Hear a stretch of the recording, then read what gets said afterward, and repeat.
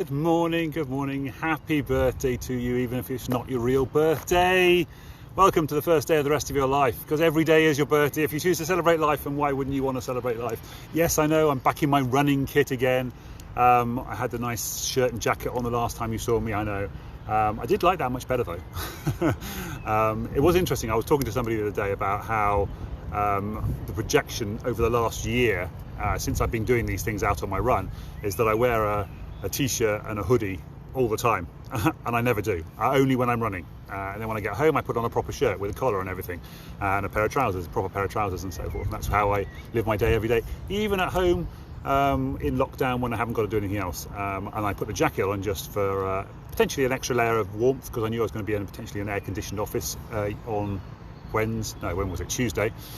And I wore the jacket all day, and it was lovely, and I felt very smart and lovely, so it was fun. Anyway, happy birthday to you. We are going to talk about the cube in a moment, although I have brought the wrong cube out, which is really frustrating, because the whole point of bringing the cube out was to show you my new cube, which has got a new orange side on it. And I spent a lot of time, because I showed this to Joe and the girls on Tuesday, and I realised that the new side, I just had a piece of paper stuck on there, so I took the piece of paper, shrunk it down, printed out exactly the right size, cut it out with a scalpel, made it all exactly fit all the squares on here, and then glued it on with Pritt stick.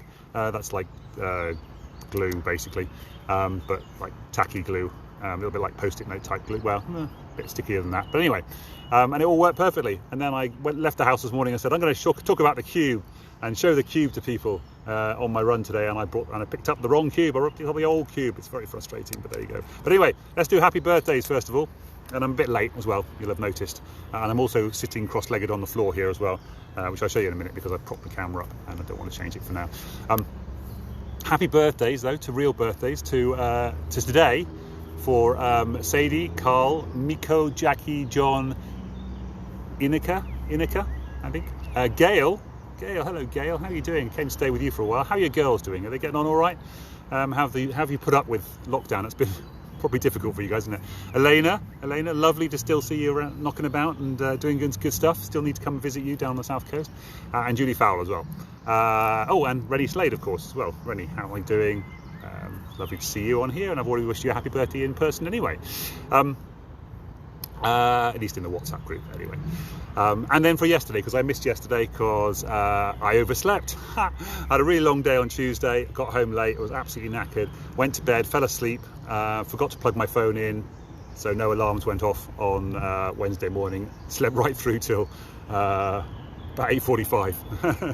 And then I had a meetings at 9 and then 10:30, and then it was just like, oh, okay, I'm not going to bother going out for a run today. It's ridiculous, but here we are. So happy birthday for yesterday to Michael Jones. Happy birthday to you, Michael. Lee Flanagan, Josh Riddett, the easy crypto hunter guy. My crypto machine is still chumping out, although only 2 of the cards are still working since 2016. I think I bought it in 2017, didn't I? Basically been running continuously since then. 2 of the cards have given up the ghost, and 2 are still going. So that's quite nice. Siân Louise Cushion, very tall lady. I enjoyed meeting you. Look forward to seeing you. And Steve Consalvez as well, who did the firewalk at my event in 2014, my Breakthrough 2014 event, and did the firewalk there. Very nice. And also, last but no means least, Célestine Matthias. I'm not sure how to pronounce your surname, Célestine, but I met her in a hostel in London, near Tower Bridge somewhere. No, south. Can't remember where it was actually. Anyway, in London somewhere. French lady, very much fun. Sat next to each other at breakfast one day, got chatting, got on quite well. And every time I see your name, Célestine, of course it reminds me of the Célestine prophecies, which we've talked about in the past, so all good stuff. Anyway, nobody watching, but never mind. Life can be like this Rubik's Cube. This is actually my Freedom Cube, if you want to go to thefreedomcube.com. Oh, okay. There you go.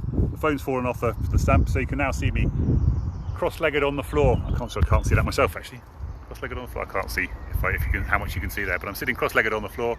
There's my cube, and these seats are here. This is the amphitheatre in Cirencester, and if you go over that way, you'll see I talked about these before, the crossing areas. You can see the amphitheatre is over there, and the walking places. And I've talked a few times about breaking habits with the crossing over there. Did a really good video about that a couple of days ago. and I must copy that and paste it in here as well. So anyway, so life is like a little bit of a Rubik's Cube sometimes. This is my Freedom Cube, thefreedomcube.com if you want to go and catch it from there. Obviously you'll get the old versions, the new versions will be coming soon, but it's going to cost me about £1,000 to order 500 of these, the new versions, so get them while you can. The version 1s have only got about 4 left before I'm going to have to order some new ones. Anyway, this is my Freedom Cube, and on here you can see I've got all the these bits and pieces, maybe backwards to you, but shield routines, who you're hanging around with, what are you doing to make you feel good, what music you're listening to, are you getting out in nature? Here I am out in nature. Are you doing enough exercise? That's what I'm doing here. Are you eating the right foods? Are you doing meditation and mindfulness? What's that one there? We got what are you feeding your mind with in there, and what habits are you going on? Is it habits? Yes, habits. There you go. And then what's going on with your inner voice? Are you doing some breath work? We do breath work on here. Oh, we didn't do the breath work, did we? Come back to that in a second. And what are you doing? Are you being grateful for the things in your life?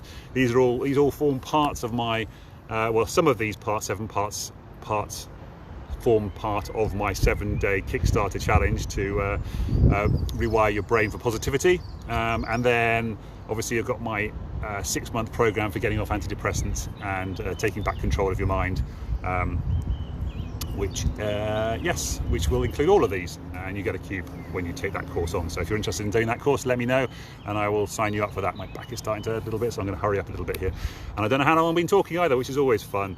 Anyway, so we all start off as children. We've got no beliefs, we've got no conditionings going on, we don't know how the world works, we're completely innocent, we've got no fears, we've got no prejudices, we've got no judgments. As children, we're just like this Rubik's Cube, all neat and tidy and nice. And then people start teaching us these things. There's 3 stages of childhood, and I can't remember off the top of my head, and I haven't written them down. So it's basically modelling and imprinting, and then I think experiences is what it is. So imprinting, anyway, you get the idea. Obviously as a child, really young child, you're just modelling what your parents do, and you're figuring things out. You go, wow, I want food, and oh, you get food, great. So now I know that if I shout and scream, I get food, I get what I want, and so that's the start of it. It's like, shout and scream, you get what you want, right? And then people start saying, no, you shouldn't start and scream. So then you've automatically got a conflict going on in your head. You've got a rule that changes, and then you got to start getting told as children, don't talk to strangers. And then that's don't talk to strangers rule. And then it's like, well, that doesn't work. That's when you get into adulthood and you have to talk to strangers as part of your business thing. That's no good at all. Money is the root of all evil, but then you have to go into business. You have to start earning money, so that's no good at all. That conflicts with you as well, doesn't it? And I can't remember what the other rules are. Oh, eat all the food on your plate, people will say as well, which of course is fine when you are a child and you're being portion sized. But when you go to an all-you-eat restaurant, or eat all the food you can eat in your plate, well, that's all the food you can possibly eat, isn't it? It's ridiculous. And then you eventually get to this point where you think, oh my god, my life has just got all messed up, just like this Rubik's Cube here. And you start thinking to myself, how did I get here? And this is where depression can kick in, because you can start ruminating about, I wish I hadn't made that decision, wish I hadn't learned that thing, I wish I hadn't done this in the past, I'm really worried about that. And then, but you start trying to fix your life, you start trying to put things back together, and you think, oh, if I could put that there and maybe that there, and oh my god, that's just made things worse. That's not making things better, that's making things worse. So I don't want to do that. And then you get anxious and you think, well, I don't want to make any more changes in the future. I'm just going to stick where I am. And you get sort of stuck in this position here, and you can get a little bit depressed here. You get really depressed and miserable about life. You think, is this all my life is worth? This messed up life like this? I can't fix it. I don't know what to do with my life. I wish I hadn't made all the mistakes in the past, and I tried to change a few things and just made things worse. So now I'm just going to sit here like this. And you can start getting a bit suicidal at this point. You start thinking, what's it worth? Is life worth living? But if you understand all the bits of this core cube, and you come to somebody like me who can help you understand how to rewire your brain, how to use neuroscience to help you understand these things, I can help you just unpick those rules and fit them all back together again in a way that is going to make sense to you. It's going to make it work a little bit nicer. It's all going to fit together nicely and neatly and tidily, and eventually you can find the life that you want, that you expect, and that you can choose. Will eventually come back to you. So there you go, that's me solving my cube with my Freedom Cube. I was actually going to solve the whole thing, but I think I've run out of time. I can do that. If you want to learn how to solve the cube, by the way, I taught Gail's daughter how to solve the cube once. I do have a course on that. findyourfire.co.uk/cube steps. findyourfire.co.uk/cube steps to learn how to do it. You can also go to thefreedomcube.com, and on there there's a link to the cube steps, how to solve it.